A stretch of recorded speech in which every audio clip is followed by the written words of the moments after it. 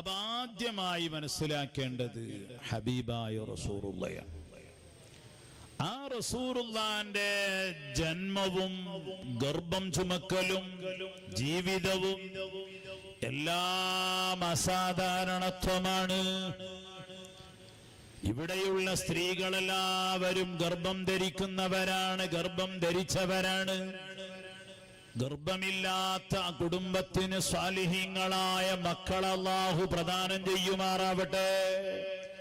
എന്നാൽ ഇവിടെയുള്ള ഉമ്മമാരോട് ചോദിച്ചാൽ അറിയാം, ഗർഭമുള്ള സമയത്ത് വലിയ ഭാരമുണ്ടാകുന്നു, വലിയ പ്രയാസങ്ങൾ ഉണ്ടാകുന്നു, ഭക്ഷണം കഴിക്കാൻ പ്രയാസമുണ്ടാകുന്നു, പല പ്രയാസങ്ങളും ഉണ്ടാകാം.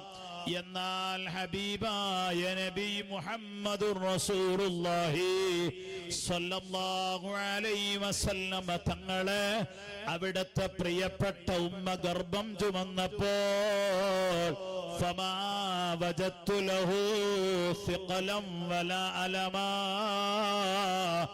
എനിക്ക് യാതൊരു ഭാരവും ഉണ്ടായില്ല, ഒരു വേദന ഉണ്ടായില്ല, ഒരു പ്രയാസമുണ്ടായില്ല.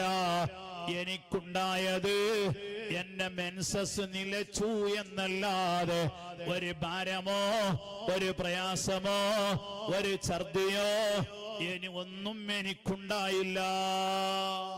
ആമിന ബീവി റളിയല്ലാഹു അൻഹ പറയാം, സാധാരണ സ്ത്രീകൾക്ക് ഭാരവും പ്രയാസവും, ചില സ്ത്രീകൾക്ക് ഛർദിയും, ഒരു ഭക്ഷണവും കഴിക്കാൻ കഴിയാതെ പ്രയാസങ്ങളൊക്കെയാണെങ്കിൽ, അതാ ലോകത്തിന്റെ നേതാവിനെ ഗർഭം ചുമന്നപ്പോൾ ഉമ്മക്ക് അങ്ങനത്തെ ഒരു വല്ലായ്മ ഇല്ല, ഒരു പ്രയാസവുമില്ല. മെൻസസ് മുറിഞ്ഞു എന്നല്ലാതെ ഒന്നും ഉണ്ടായില്ല.